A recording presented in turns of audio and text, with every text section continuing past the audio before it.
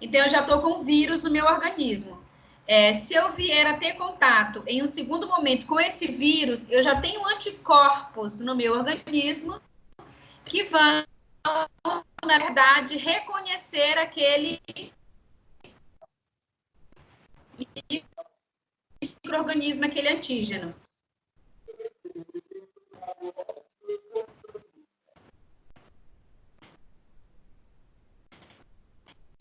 E assim é com quem pega infecto contagioso pela segunda vez, essa memória ela vai entrar em ação, já reconhece, já tem anticorpos que combatem esse vírus. Essa bactéria, esse micro-organismo, seja o que for, vai ser reconhecido, tá? Existem células de memória.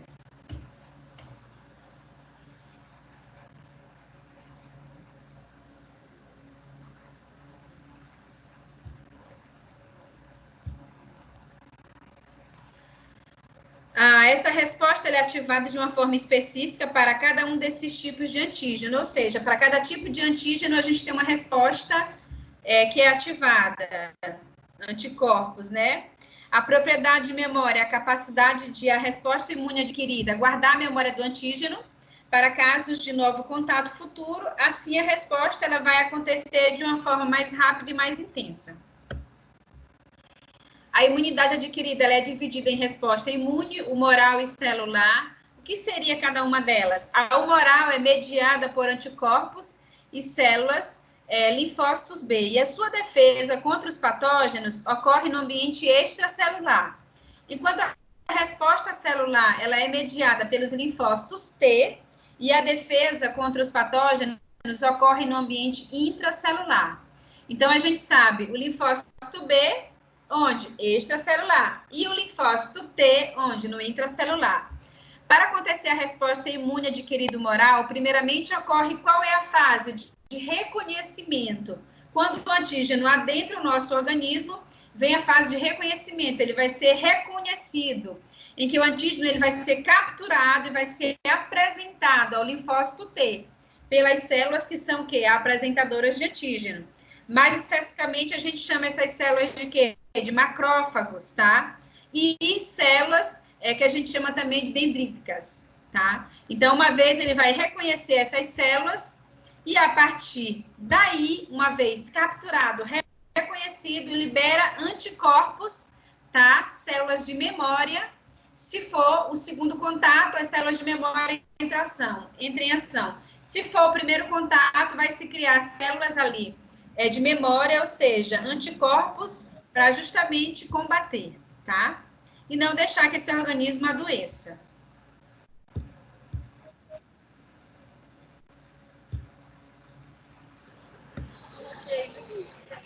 Em seguida, ocorre a fase da proliferação clonal, em que o linfócito T, ele ativa por meio de quem? Das citocinas, dos linfócitos B e T, ocorrendo a expansão clonal. Ele vai clonar, tá?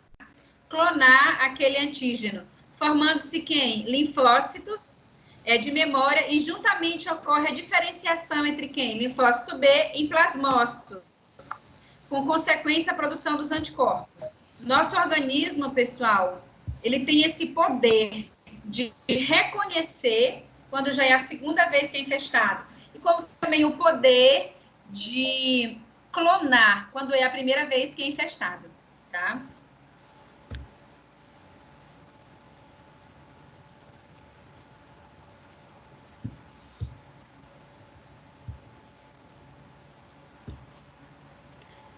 E, por fim, a fase efetora da resposta imune, tá? Aferência e entrada do estímulo, eferência e saída, a resposta. Essa fase, ela ocorre onde? É a resposta celular, em que os anticorpos que foram produzidos, eles vão inativar o antígeno. Eles têm a função de inativar esse antígeno, tá? E a partir daí, uma vez inativado, eles conseguem até destruir esses antígenos.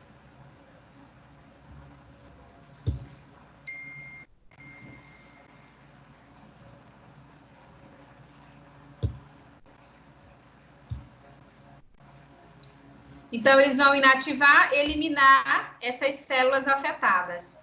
As células de memória são armazenadas onde? Nos linfócitos e no baço. Caso haja um segundo contato com o mesmo antígeno, elas serão ativadas novamente por quem? Pela medula óssea, tá?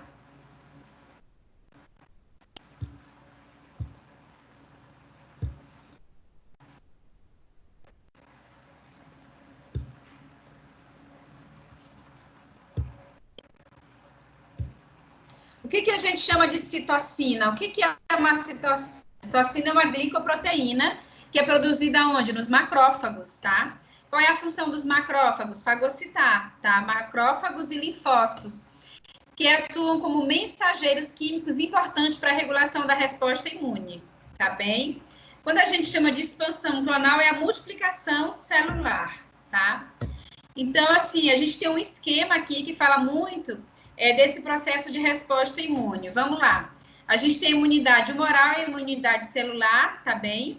Aqui a gente tem o antígeno, que é a primeira exposição, quando o nosso organismo é exposto a ele.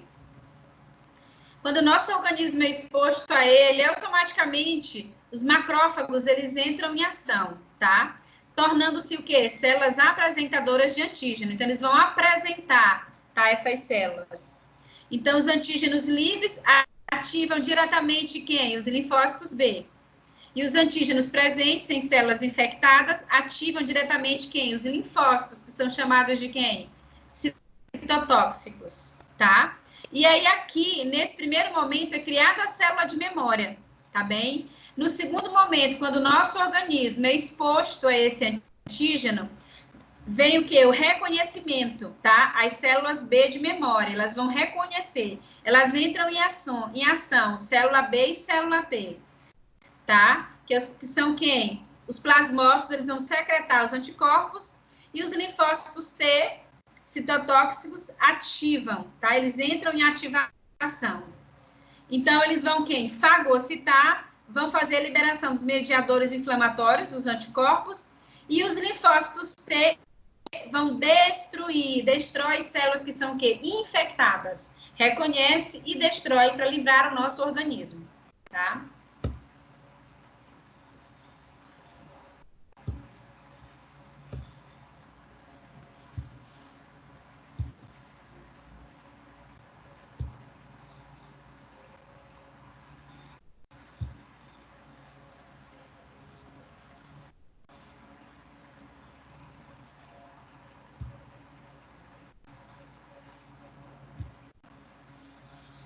Ok, vamos lá.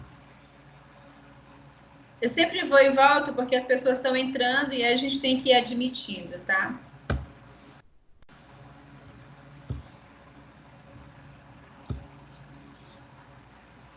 Os linfócitos B de memória ficam marcados com os anticorpos que produzem especificamente para os antígenos. Ficam marcados ali, tá? Por que eles ficam marcados? Com os anticorpos que produzem especificamente para os antígenos. Caso o antígeno entre novamente no organismo, irá se ligar diretamente a quem? Aos anticorpos de superfície das células de memória que vão se multiplicar. Elas se multiplicam, diferenciando-se em quem? Plasmócitos, e liberam grande quantidade de anticorpos, que vão o quê? Neutralizando, assim, o antígeno de forma muito rápida e eficaz. Quando são liberados esses anticorpos, eles começam o quê?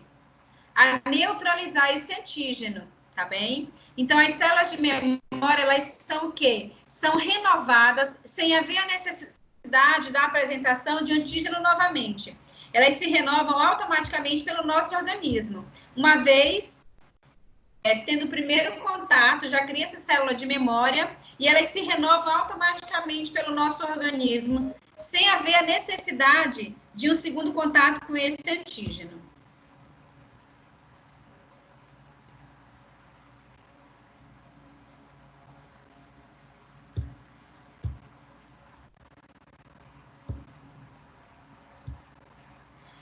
Então, os anticorpos, que são as glicoproteínas da classe das imunoglobulinas, produzidos pelas células linfócitos B e plasmócitos, são circulantes onde? No sangue, no plasma, e têm a função de reconhecer e inativar patógenos, que fazem o quê? Que eles invadem o nosso organismo. são incrivelmente diversificados e específicos na capacidade de reconhecimento de forma estranha e constituem os principais mediadores da resposta imune adquirida ou moral. Contra quem? Os agentes mais variados tipos de micro-organismos, tá? Então, nosso organismo trabalha bem direitinho para reconhecer esse micro-organismo, esse antígeno, e a partir daí destruí-lo e ainda cria uma memória ainda, porque em um segundo momento, quando ele vier atacar novamente, já vai existir anticorpos que o reconheçam, tá bem?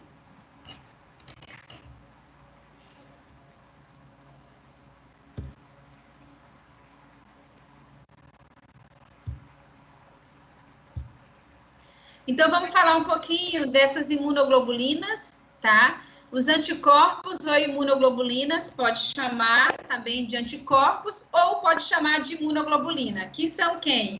IG, né? E elas se apresentam de 5 classes. São classificadas, tá? Em 5 classes. Vamos lá, vamos conhecer cada uma delas. Eu gosto muito de falar de imunoglobulina.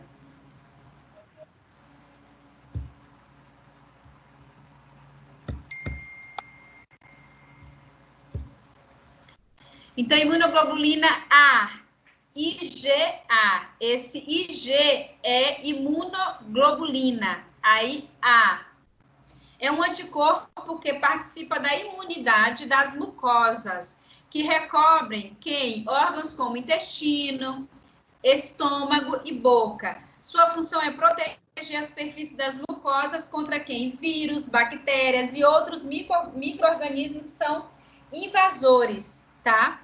Impedindo a fixação e proliferação dos mesmos. A IgA está presente onde? No sangue, tá? Líquidos orgânicos, como quem? Quais são os líquidos orgânicos que elas estão presentes? Saliva, leite materno, que é o colostro, o primeiro leite que a criança toma logo no início, os primeiros dias após o seu nascimento. O colostro é considerado uma vacina, porque ele trabalha essa imunidade da criança.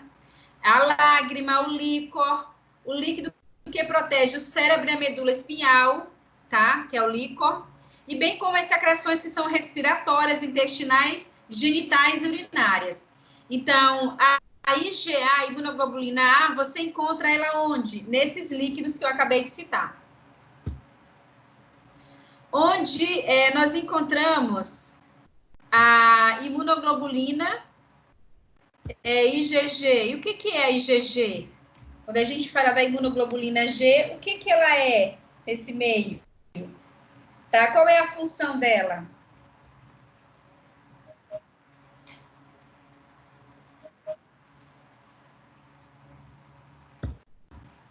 O que ela faz? Então, vamos lá?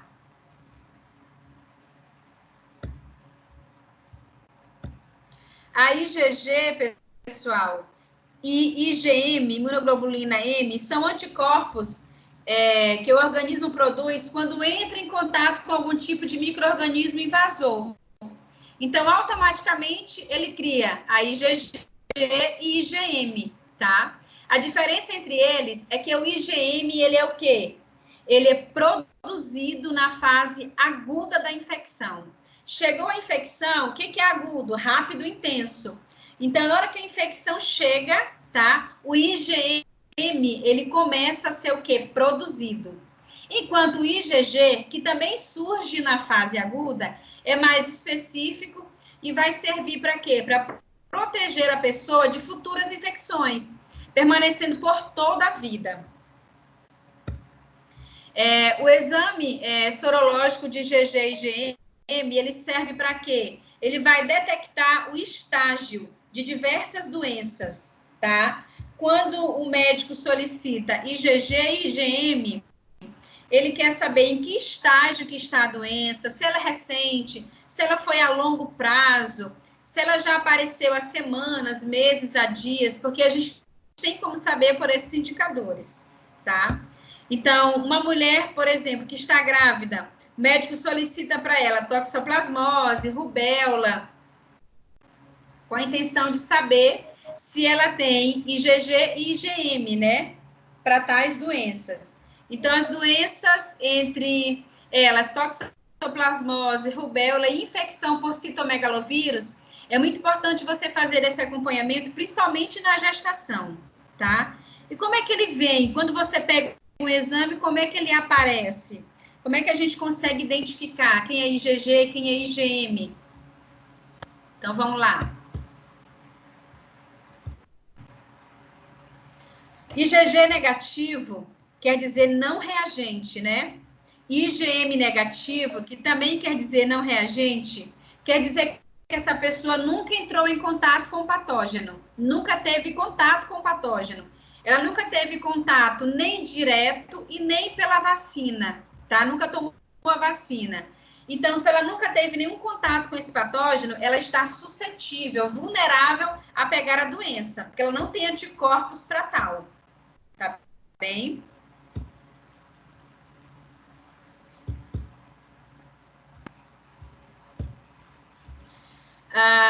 Então, quando o IgG dá negativo e o IgM dá positivo, quer dizer que a infecção ela é aguda, ela é recente, ela é de dias, de semana. Recentemente, aquele indivíduo, tá? Ele teve essa infecção. É agudo, algo recente. O que é agudo? Não é rápido, intenso? Então, é bem recente. Quando o IgG dá negativo, mais o IgM deu positivo, essa infecção ela é recente. E quando o IgG dá positivo, que é reagente, e o IgM também dá positivo, que é também reagente, essa infecção ela é recente também, ela é meses, tá? Ela é de semanas. Então, aí a gente vai ter o IgG e o IgM.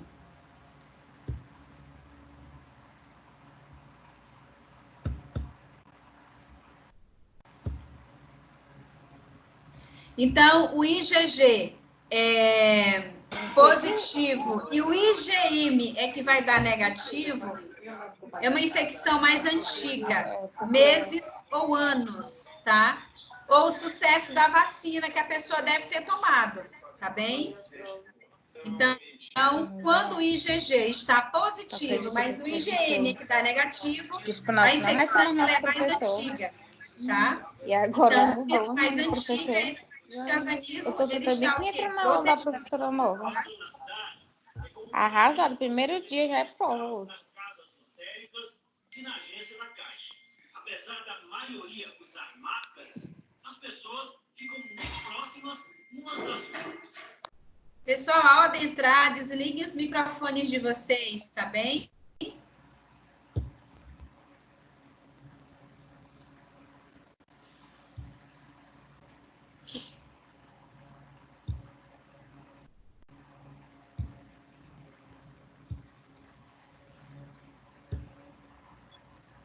Então, a presença dessas imunoglobulinas no sangue marca que a pessoa já teve contato com o patógeno, tá? Esse patógeno, em algum momento, ele causou, é a causa da doença, tá bem? Ou então a pessoa está com ele por meio de vacina, criou anticorpos para tal. Depois desse contato, o sistema imunológico ele vai criar memória que fica presente para o resto da vida. Depois que você tem o contato com esse patógeno, o organismo ele cria memória e você tem essa célula de memória o resto da sua vida. E elas se renovam automaticamente pelo organismo, sem que você precise ter um segundo contato ou um terceiro contato com esse patógeno. O que seria a imunoglobulina E ou IgE? É uma proteína que é presente em baixas concentrações no sangue e que normalmente é encontrada na superfície de algumas células do sangue, principalmente os basófilos e os mastócitos, por exemplo. Pode estar presente na superfície de basófilos e mastócitos, que são células que normalmente aparecem em maior concentrações do sangue durante reações alérgicas. O IgE, ele geralmente, ele está relacionado a alergias, a quadros alérgicos. No entanto, a sua concentração, ela também pode estar aumentada no sangue devido a doenças que são causadas por quem? Parasitas, vermes, né? E doenças crônicas, doenças a longo tempo, como asma, tá? Esses pacientes que são vitimados por doença crônica, já tem doença há muito tempo. Então, esse IgE ele vai sempre estar lá alto, porque ele vai indicar que esse paciente já tem essa doença há muito tempo.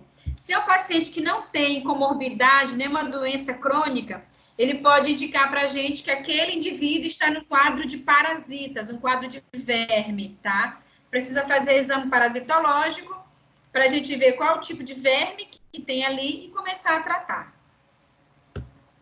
Tipo de parasita e começar a tratar, tá?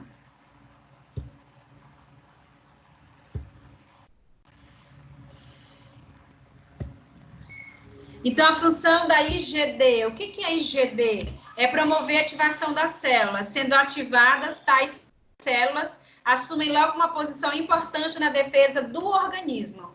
Então, a IgD, ela promove a ativação da célula, tá bem?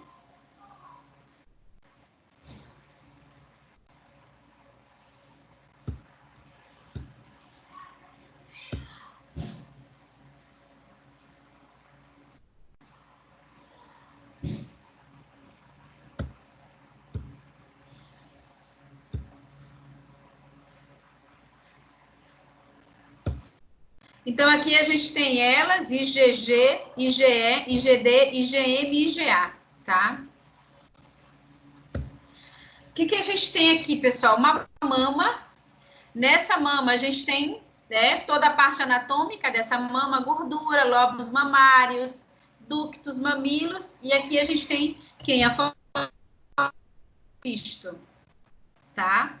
Aqui está começando a formar um cisto. O nosso organismo, ele é capaz de reconhecer, tá bem? Que aqui existe uma multiplicação celular, mas nem sempre ele é capaz de combater. Ele até tenta, mas nem sempre ele consegue, tá?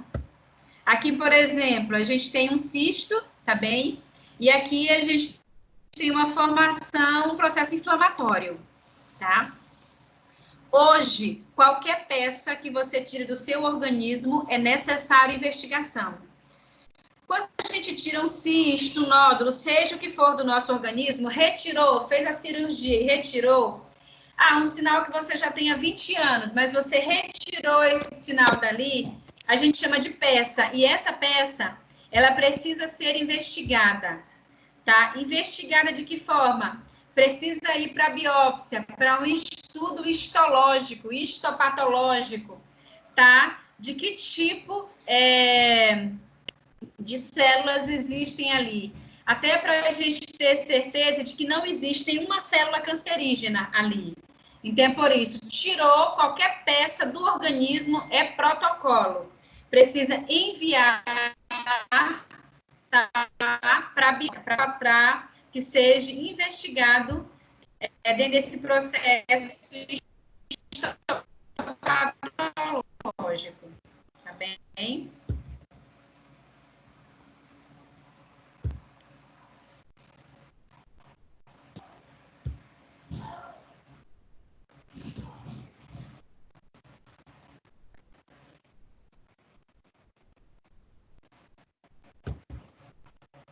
Uma litoste de célula, bem ajustadas, ó, bem acomodadas. Já o maligno, você tem um desajuste, um desequilíbrio, tá?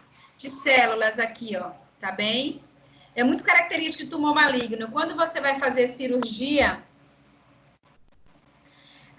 que o médico verifica esses tumores, tumores de forma irregular, ele já ali já pensa, né, na possibilidade de ser um tumor maligno. Eu tive a oportunidade de fazer estágio no Aldenora Belo, que é o Hospital do Câncer, né, em São Luís. Eu fiz esse estágio com um cirurgião de cabeça e pescoço, lá no Aldenora Belo, e sempre que ele ia fazer cirurgia, quando ele via esse formato de tumor, né, que não era um formato arredondado, ele já dizia logo, olha, essa aqui tem uma grande chance de ser um CA, de ser um câncer. Na verdade, ele já tinha certeza, né? Ele já sabia pela experiência, na prática cirúrgica todos os dias. Mas aí era protocolo, manda para a investigação e a biópsia que vai confirmar isso. Mas quando também ele via um tumor mais arredondado, né? Um formato mais alinhado, ele dizia, esse aqui a chance de não ser maligno, ela é bem grande. Ele dizia isso para a gente, para os estagiários. Esse aqui tem grande chance de ser benigno, pelo seu formato arredondado. Já esse aqui, que é desequilibrado, desajustado, tem uma grande chance de ser benigno, pelo seu próprio formato. Então, a experiência prática favoreceu a ele esse reconhecimento. E quando os exames voltavam para ele, para conferir esse histopatológico, geralmente ele acertava, assim, ele falava assim para a gente, eu não falei que esse aqui, desse paciente, a grande chance de ser maligno, e desse paciente era uma grande chance de ser benigno pelo formato do tumor, tá bem?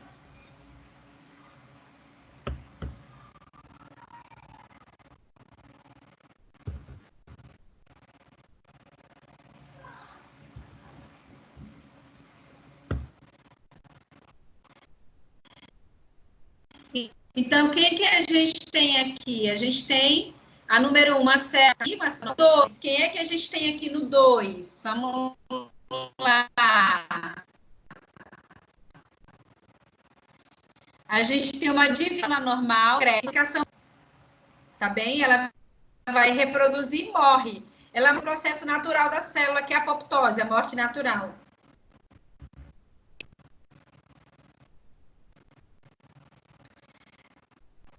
A mutação normal pode sofrer alteração do material genético, alteração do DNA. E ela foi mutada. Uma vez mutada, tá? Há uma reprodução celular. Célula mutada pode se dividir de maneira o quê? Desordenada, desorganizada. E dá origem a um tumor. Então, aqui houve a mutação e ela vai originar aqui um tumor. Quando o tumor tem esse formato irregular, desorganizado, há grande chance de ser um câncer. Então, células mutadas invadem outros tecidos e órgãos, tá? Quando aqui tem a formação do tumor, ele está formado, o que vai acontecer? As células elas vão tentar migrar desse lugar para um outro lugar. Quando uma célula cancerígena sai lá, daquele tumor, daquele lugar, daquele órgão, e migra para um outro, ela dá origem a um novo tumor ali. Inicia-se um novo tumor. Iniciando um novo tumor, se já tem um tumor e vai iniciar um novo, já é metástase, tá? O que é metástase? É a migração de uma célula tumoral maligna de um lugar para outro. Isso é metástase, tá? Você tem um tumor maligno em um órgão e uma célula se dissipa, sai dali e vai dar origem a um novo tumor.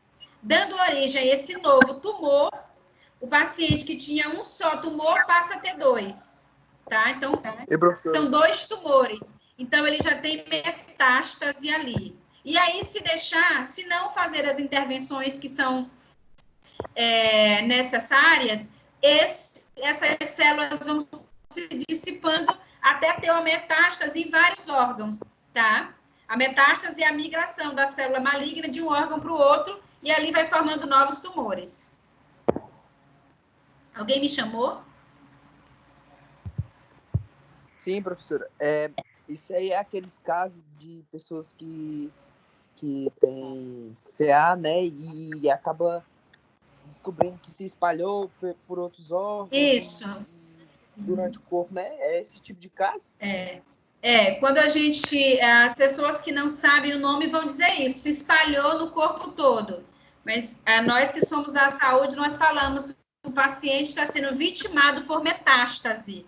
Ele tem mais de um tumor no organismo dele. Quando a gente fala o câncer se espalhou, quer dizer que o câncer migrou de um órgão para outros órgãos. Então, ele tem vários tumores já em outros órgãos, que é metástase. Se ele tem um tumor primário e esse primário dá origem a um tumor secundário, passam a ser dois tumores, ele já está num quadro de metástase. E essa metástase, esse tumor primário, secundário, que são metástase, vão dar origem a tumor terciário e aí sucessivamente. Daqui a pouco ele está espalhado no organismo todo e aí só um milagre mesmo. Aí só Jesus naquela causa, tá bem?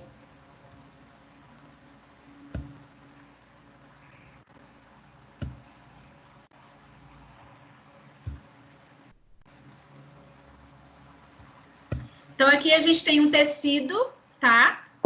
E aqui a gente tem uma formação tumoral iniciando, ó. A gente tem bem aqui nesse cantinho aqui, uma formação tumoral, e daqui já tá migrando para cá, ó, tá? É muito característico quando você descobre, por isso que se fala o seguinte, descobrir o câncer, tem que tratar o quanto antes, tá bem? No início, é 90% de chance do indivíduo ter um prognóstico bom, porque se você deixar, a doença avança e chega um momento que aí não tem mais jeito, tá? Então, descobrir o câncer, já tem que entrar em tratamento, tá? Para não permitir que sofra metástase. Se você demorar a cuidar, você está vulnerável a metástase e ele se espalha por todo o organismo.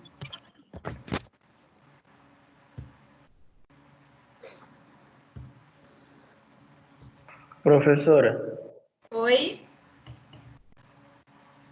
no caso de um CA que houve a operação, foi retirado o tumor, mas no local da cirurgia não está cicatrizando, o que é que pode ser? Ah, foi há quanto tempo a cirurgia? Mais ou menos um mês e meio. Mas o paciente é diabético? Não sei informar, professora, se é diabético. Porque geralmente os pacientes que são diabéticos, eles demoram muito esse processo de cicatrização. Sim, mas pode ter sido outra causa? Não, o paciente pode estar num quadro de infecção. Aí tem que avaliar, tem que ver, porque assim, você retira o tumor, mas o tecido ainda, a lesão externa, não está cicatrizado.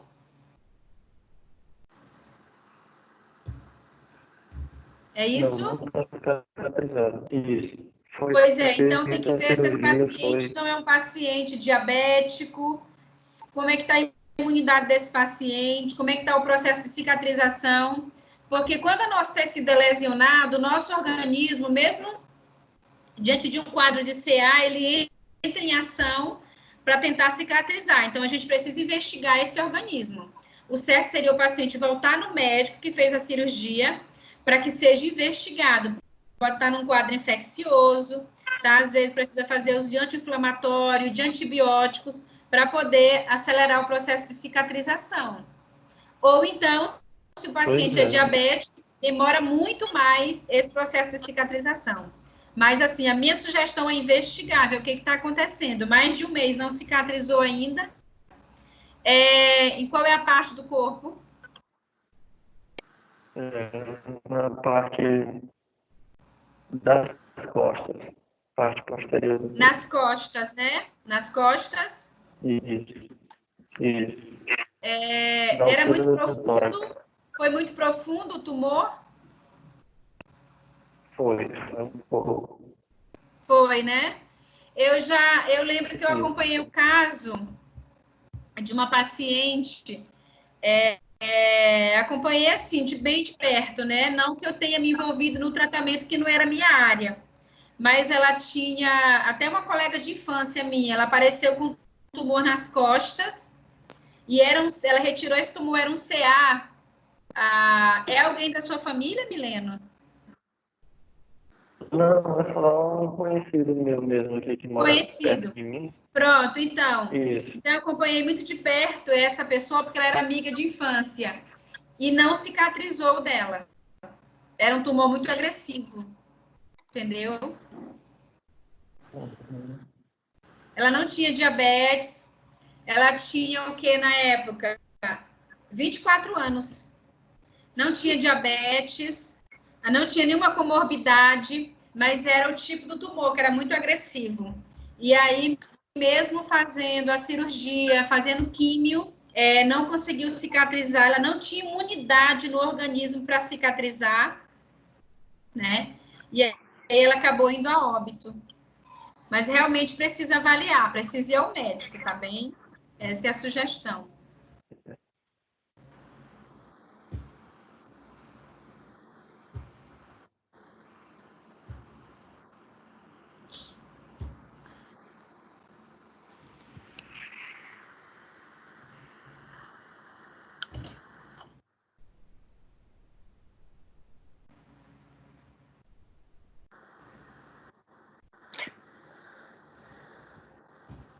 Então, vamos. Imunidade. Oi, alguém quer perguntar? Não. Eu ia perguntar, mas a senhora vai dar a introdução agora. Então, tudo bem. Eu pensei que já tinha passado. Não, mas pode perguntar, fique à vontade. Não, era sobre essa imunidade adquirida. Eu queria conversar com a senhora, mas a senhora vai iniciar agora. Vou sim, vou um pouquinho mais dela agora, tá? A imunidade adquirida é aquela que a gente adquire ao longo do nosso desenvolvimento, tá? Adquire ao longo do nosso desenvolvimento e ela é diferente da inata, porque a inata você já nasceu com ela. A sua inata, ela veio na sua formação embrionária. Você nasceu, você já trouxe a inata. E a adquirida, você vai crescendo, desenvolvendo e vai adquirindo ela. Depende da sua hidratação, da alimentação, de vários fatores que são externos, tá? Então, vamos lá.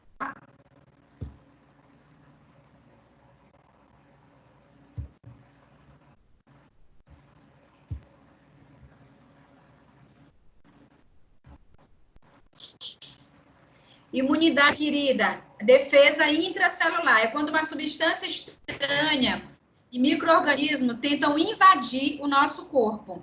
O sistema imune inato, ele entra em ação primeiramente utilizando-se de quem? Das barreiras naturais para impedir a sua entrada. Qual seria uma barreira natural que nós temos que impede a entrada? A pele. Nossa pele é uma barreira natural que impede a entrada desses micro-organismos, tá? Então, quando um micro-organismo adentra o nosso corpo, ele primeiro vai se deparar com a nossa imunidade inata e depois adquirida. Caso o agente invasor consiga vencer essa barreira, inicia, então, o processo de inflamação na tentativa de quê? De destruí-lo. Mas se o agente for resistente, permanece ativo no organismo por vários dias, por exemplo, vai ocorrer a ativação da resposta imune que é adquirida, que ocorre por volta mais ou menos de 7 dias após o contato com esse antígeno. Essa resposta, ela conta com a ajuda de quem? Dos linfócitos B e dos anticorpos, que são especializados no combate a antígenos que permanecem resistentes. Então, a todo momento, o nosso organismo ele é atacado. A nossa imunidade adquirida entra em ação. Quando ela não consegue suprir essa necessidade, atender essa necessidade, aí vem a resposta que é adquirida, tá? E aí, essa que é adquirida, ela vai entrar em ação, principalmente com antígenos que são resistentes, querem permanecer no nosso organismo. A resposta imune adquirida, ela apresenta a fase humoral, em que as células apresentadoras de antígenos, elas capturam os antígenos no ambiente extracelular. E, em seguida, os leva até os linfócitos para apresentar, para entregar, tá? Aos linfócitos T. E essa fase, ela vai ocorrer já no ambiente extracelular. A resposta imune adquirida celular, ela é efetiva, ela funciona muito. Ela é efetiva na destruição do patógeno de células alteradas. Por exemplo, as células tumorais, elas acontecem no interior das células. Então, essa resposta imune adquirida, ela consegue reconhecer a formação de um tumor, tá? Quando começa a formar um tumor, ela começa a reconhecer e ela tenta impedir. Nem sempre ela consegue, em razão da nossa imunidade, do fator imunológico. Dessa forma, essa resposta se diferencia da humoral, porque acontece onde? No ambiente intracelular. E suas células são dos linfócitos T, enquanto a resposta humoral acontece no ambiente extracelular. E dela participam os linfócitos B e os anticorpos. Um exemplo muito prático disso, vamos lá. A inflamação e a resposta imune adquirida, elas cessam quando o patógeno é completamente eliminado. A resposta imune adquirida, ela só vai deixar de entrar em ação quando tem certeza que o patógeno foi eliminado. Permanecendo alterações resultantes da fibrose tecidual. Quanto mais longa for a duração do processo crônico, mais tecido fibroso vai se acumular, tá? E o órgão, ele vai tender a perder a função. Aqui a gente tem o quê, pessoal? A gente tem uma herpes labial na fase aguda inflamatória, tá bem? Tá? Aqui uma herpes labial já numa fase crônica da inflamação. Nesse momento, nosso organismo ele está em ação para combater, tá, esse processo inflamatório. Professora, Oi. o André e o Felipe estão tentando entrar e não está conseguindo entrar na aula. Pediu para a senhora aceitar eles aí. Não, mas aqui não tem ninguém, não. Aqui, toda hora eu venho, nesse momento não tem ninguém. Vou falar para eles aqui, então, no grupo. Diga para eles tentar entrar, porque aqui não tem ninguém, não está aparecendo ninguém. Tá, joia. Tá.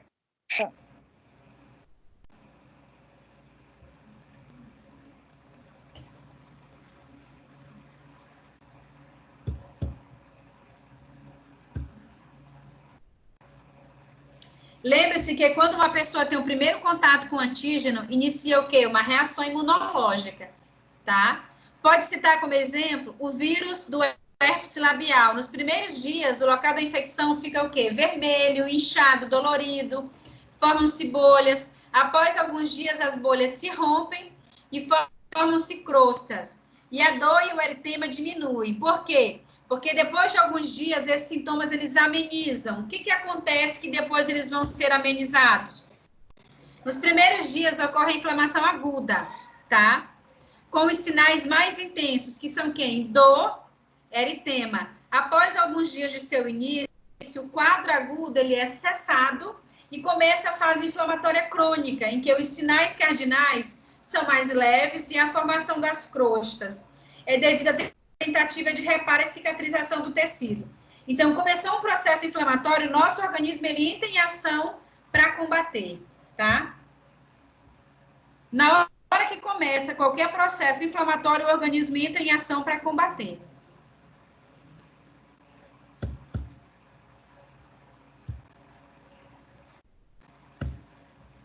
A inflamação crônica, ela é diferente da aguda.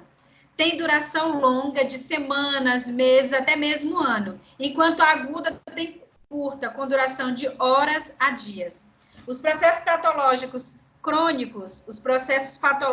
crônicos, ocorrem junto ao processo inflamatório crônico, a associação de processo cicatricial com formação de fibrose.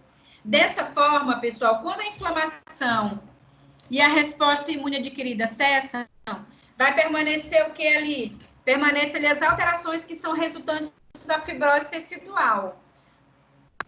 Quando você tem um processo inflamatório crônico, deixa sempre sequelas naquele organismo, tá?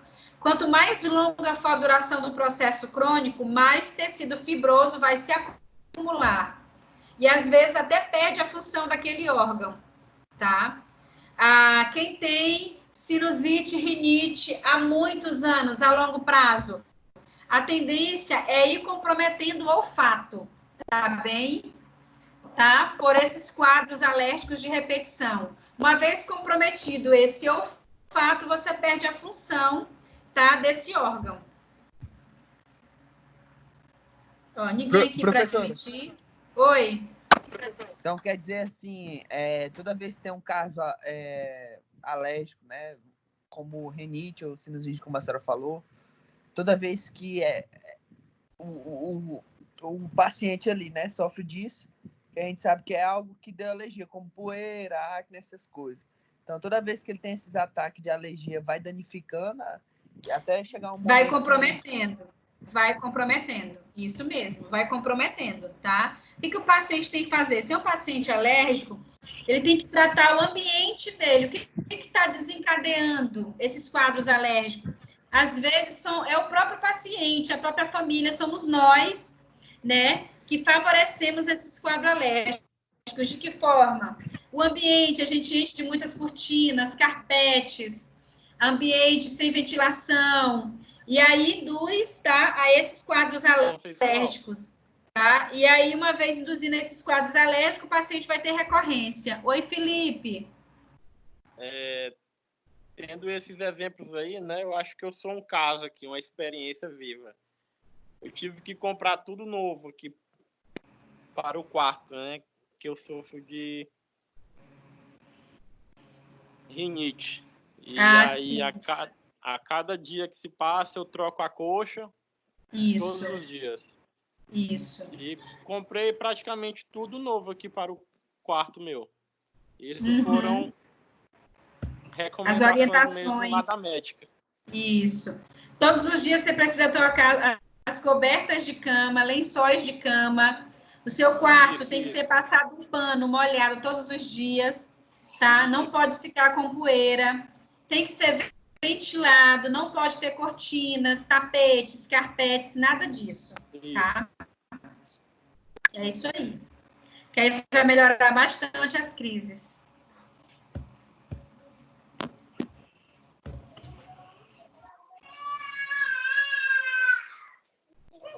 Tem um menino chorando aí. Vamos desligar os microfones. Fabiola, desliga o microfone. Deixa eu desligar por aqui. Vamos lá. Vamos continuar, pessoal.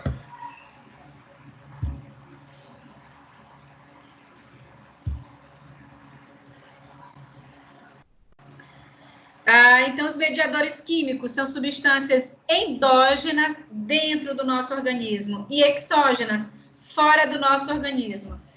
São liberados durante o processo de inflamação. São responsáveis por desencadear, amplificar e controlar a reação inflamatória e a resposta imune. Tá? São moléculas que a gente diz que são sintetizadas por células específicas do organismo ou produzidas pelo próprio fígado, as quais promovem o quê, pessoal? Vão promover uma vasodilatação, tá bem? Tá? Vão promover uma vasodilatação, porque é importante para o aumento desse fluxo sanguíneo, aumento da permeabilidade vascular, tá? A marginação, a adesão e a diapese e quimiotaxia dos leucócitos, o ataque ao agente invasor, tá? Na hora que você entra em processo inflamatório, o nosso organismo, ele se encarrega de liberar células para combater esse ataque. O que a gente chama de diapese? É a passagem de células através das paredes dos vasos sanguíneos. A quimiotaxia é a atração de células em direção ao gradiente químico, elas são atraídas, tá?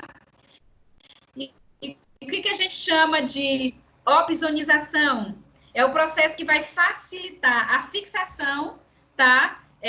De opsoninas ou fragmentos do complemento na superfície do antígeno, ou seja, vai facilitar a fagocitose dos macrófagos. Então, na hora que entra em ação esses antígenos, esses micro-organismos, o nosso organismo entra em ação, levando eles para quem? Para os macrófagos. Para quê? Para que eles sejam fagocitados, reconhecidos pelas células de memória, e assim começa todo o processo de desinflamação do nosso organismo e também de destruição desses micro-organismos que são que têm a função de fazer mal ao nosso organismo e acabam sendo agressores para a nossa saúde, tá?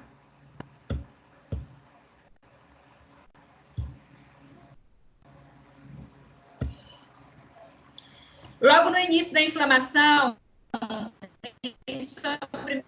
as aminas vasoativas, histaminas e serotoninas, que são substâncias mediadoras à permeabilidade dos vasos com consequente vasodilatação, tá?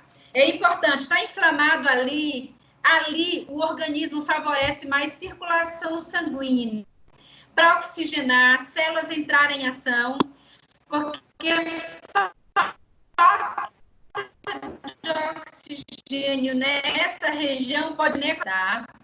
Então, ali, aumento do fluxo sanguíneo com a intenção de que seja vasodilatado um fluxo sanguíneo maior para liberar mais células e começar um processo de desinflamação.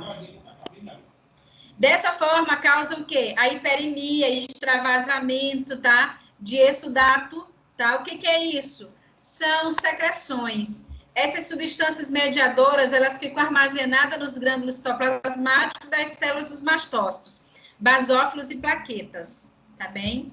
Então, o organismo, gente, ele é perfeito nesse sentido. A gente vulnerabiliza o nosso organismo à doença, mas ele luta a todo momento para nos defender dessas patologias, dessas doenças. Mesmo que a exposição seja nossa, né, que às vezes nós nos expomos, mas o organismo, ele entra em defesa, tá, para que a gente não adoeça. Quando a gente adoece mesmo por um quadro viral, um quadro bacteriano, é porque a nossa imunidade, ela está baixa, tá? Porque a gente tem vários defensores no nosso organismo. Lembre-se dos sinais cardinais da inflamação, e que um deles é o edema. Então, o edema é formado principalmente por quem? Pelas aminas vasoativas, que atuam logo no início da formação, tá? No início dessa formação inflamatória. Eu vou só voltar aqui um pouquinho para mostrar para vocês quais são esses sinais do processo inflamatório. Quando a gente vê uma pessoa com uma lesão, como é que você caracteriza essa lesão? Quais são os sinais? Está inflamado? Está infeccionado? Como é que se caracteriza isso? Vamos ver aqui os sinais que são bem típicos, tá?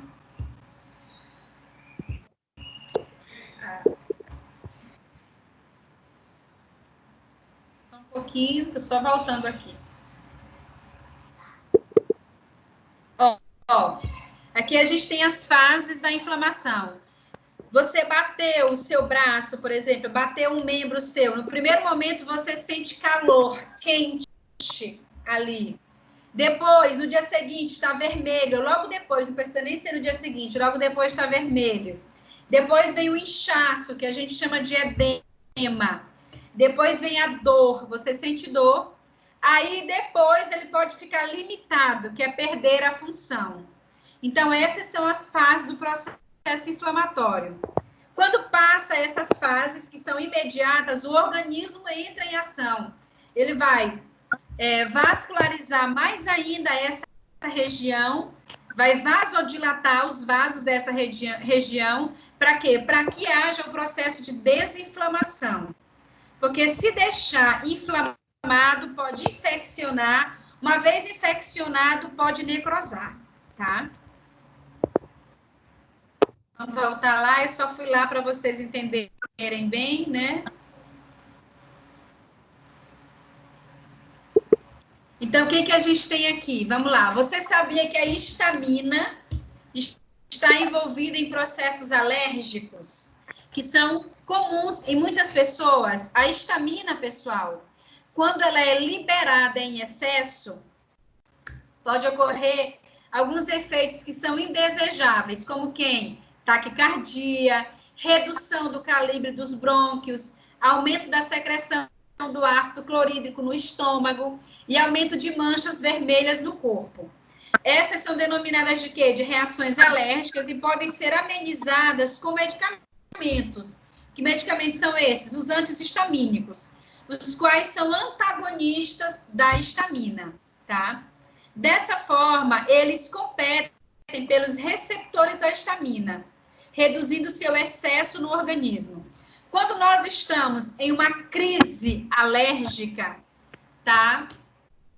Quer dizer que a sua histamina, ela está elevada, exacerbada, exagerada no seu organismo. Então, o organismo, ele precisa o quê? Entrar em ação para diminuir. E, às vezes, há necessidade da gente complementar, suplementar, ajudar o organismo a diminuir. E aí é quando a gente faz uso dos antialérgicos, tá? Comumente, a gente tem alguns que são principais, muito conhecidos nossos, tá? Que são quem? Polaramine, histamina, a hidroxizina, a clemastina, a cetirizina, desloratadina. Esses são os que a gente comumente conhece, né? E esses são exemplos de medicamentos conhecidos como antialérgicos, que são utilizados nesses processos alérgicos, como, por exemplo, rinite, congestão nasal, urticária, prurido, edema intenso, entre outros, tá? Então, nosso organismo, ele quando está com a histamina muito elevada, nós precisamos ter muito cuidado com isso. Mas eu quero dizer para vocês também algo que é muito importante. O nosso organismo, ele pode sofrer reações alérgicas ao longo da nossa vida.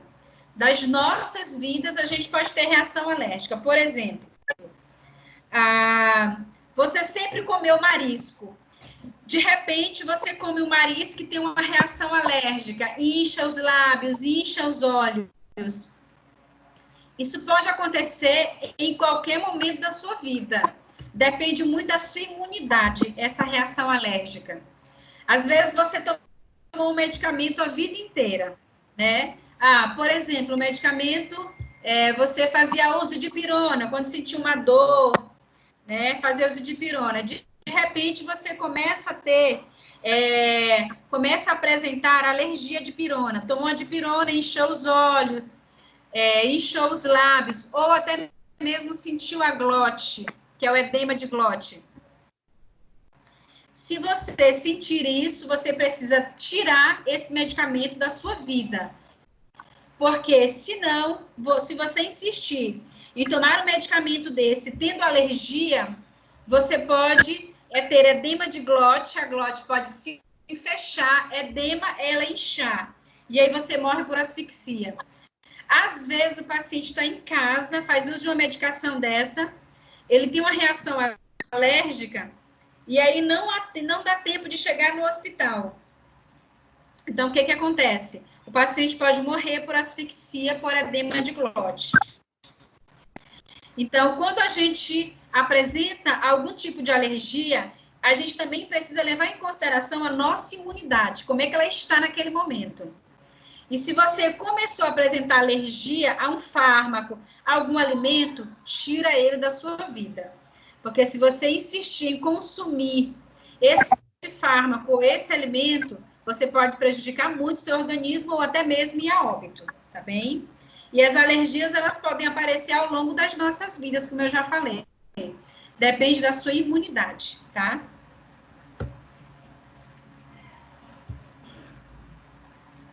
Vamos lá, adiante.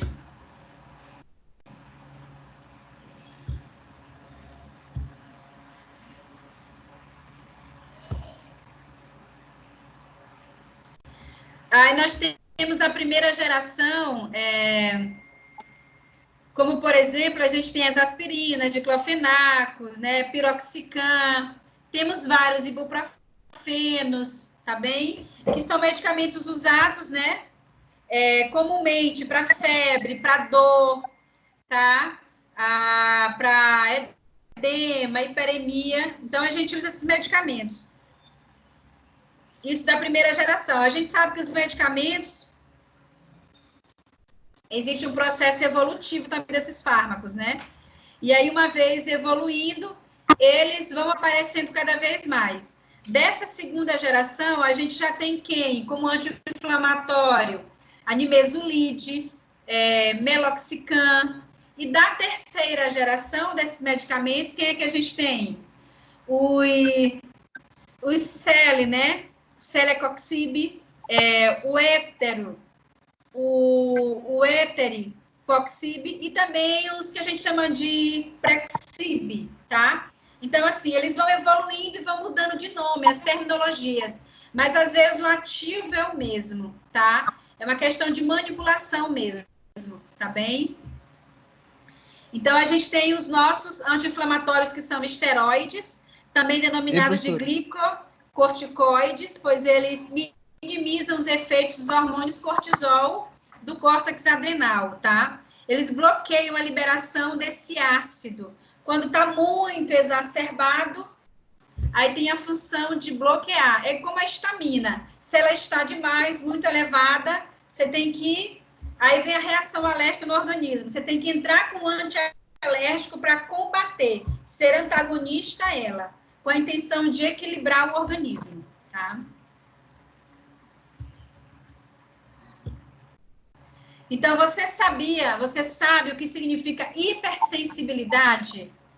trata-se de uma resposta exagerada que traz prejuízos à saúde, ou seja, ocorrem reações exageradas do sistema imune, gerando lesões teciduais e potencialmente graves. Quando um paciente ele tem alergias a medicamentos, a gente pode dizer que ele é sensível, ele tem hipersensibilidade àquele medicamento. Essa semana passada, eu fui chamada no hospital para atender uma paciente, e essa paciente, ela chegou no hospital, um paciente, era homem, né? Ele chegou no hospital e ele já trouxe uma listinha, né? E a família digitou uma lista de medicamentos que, em razão da patologia que ele tem uma doença crônica, neurológica degenerativa. A doença só evolui, né? Então, a partir daí, dessa doença, o organismo dele ficou com hipersensibilidade a vários medicamentos, tá? Então, aí eles fizeram uma listinha, digitaram. O paciente foi para o hospital, foi internado, e todos os profissionais que tiveram contato com aquele paciente tiveram acesso ao prontuário dele. Logo que você pegava o prontuário do paciente, por exemplo, aqui está o prontuário do paciente. Logo que você pegava o prontuário, estava bem aqui ao lado do nome do paciente, essa listinha, essa lista dos medicamentos que ele tinha hipersensibilidade. Ou seja, ele não pode fazer uso desses medicamentos porque ele tem reações alérgicas. Então, assim, a gente percebe uma organização por parte da família e uma preocupação, né, em que a equipe de profissionais que estavam acompanhando esse paciente soubesse que ele tem sensibilidade a vários tipos de medicamentos, tá? Jamais poderia ser prescrito aqueles medicamentos que ele tem hipersensibilidade. Se fosse prescrito, o paciente poderia até ir a óbito, mas se está lá identificado, tá? Aí, claro, os médicos não vão prescrever, consequentemente, o paciente não vai ter acesso àquele medicamento. Ele vai ter um similar que faça o mesmo efeito que a gente quer alcançar no paciente, mas não aqueles que geram reações por hipersensibilidade, porque às vezes são reações muito graves e o paciente pode até ir a óbito. Tá bem? Professora, tem uma pergunta. Medicamentos... Pode medicamentos falar. Primeira geração, segunda geração que a senhora falou, são aqueles que são genéricos ou não? Não, não. São os primeiros que apareceram dentro daquele ativo, entendeu? Deixa eu voltar aqui para você entender, só um pouquinho. Só um pouquinho, já que você vai entender melhor. Talvez eu tenha falado um pouco mais apressado e aí acabou. Vamos voltar aqui. No comercial, né, professora? Oi? O nome comercial, no caso. O nome comercial sem ser a forma. O ético, na verdade. Isso mesmo, pronto. Então, aqui, ó. Por exemplo, a gente tem medicamentos que são eficazes no tratamento dos efeitos indesejáveis da resposta inflamatória, sendo assim, proporcionam redução do edema, hiperemia, febre, da dor, tá? E aí a gente tem aqui na primeira geração. Na primeira geração, para febre, para dor, para hiperemia, para edema, tem a aspirina e o diclofenaco, por exemplo. Tá? Piroxicam. Na segunda geração, a gente tem quem? A nimesulide, já. Uma segunda geração, tá bem? Faz o mesmo efeito que o primeiro faz, só que é um nome comercial, houve uma mudança, tá? Viu? E aí, a gente já tem muito comumente a nimesulide para processos inflamatórios. Na terceira geração, a gente tem os que começam com o ICEL, tá? Celoxib, por exemplo, né? Tá? E assim sucessivamente, vem uma quarta geração dele. Aí vai só mudando as terminologias, tá bem? Mas o efeito que ele faz no organismo é o mesmo da primeira geração, tá? Às vezes você tem, por exemplo, alergia de pirona. Tem alergia de pirona. Então, Vamos então prescrever o ibuprofeno, tá? Tá? Se tem alergia a esse, você tem um que faz o mesmo efeito, tá bem? Que não tem aquele ativo, tá? Entendeu? Nesse sentido. Tá? Vinícius que Compreendi. perguntou? Vinícius, Sim, né? entendi, professora. Vinícius, quando você sair como cirurgião, porque você faz odonto, né? Graças a Deus, em nome de Jesus, vou sair como cirurgião. Em nome de Jesus. Quando você sair como cirurgião, quando você for fazer uma cirurgia, a primeira coisa que você vai perguntar para o seu paciente na anamnese, qual é a sua queixa? É tal. Você tem alergias a que medicamento? Porque vocês prescrevem medicamentos. Vocês prescrevem anti-inflamatórios e antibióticos. Então, você vai perguntar, o paciente vai dizer, eu tenho alergia de pirona. Aí você vai dizer, em quadro de dor, né, você não vai tomar dipirona, ele vai sair de lá com a sua prescrição. Você vai passar um outro medicamento para dor, que não pode ser a que o paciente tem a sensibilidade, a alergia, entendeu, Vinícius? Entendeu? Entendi, professora. Ótimo, excelente. Pessoal, eu falo muito, né?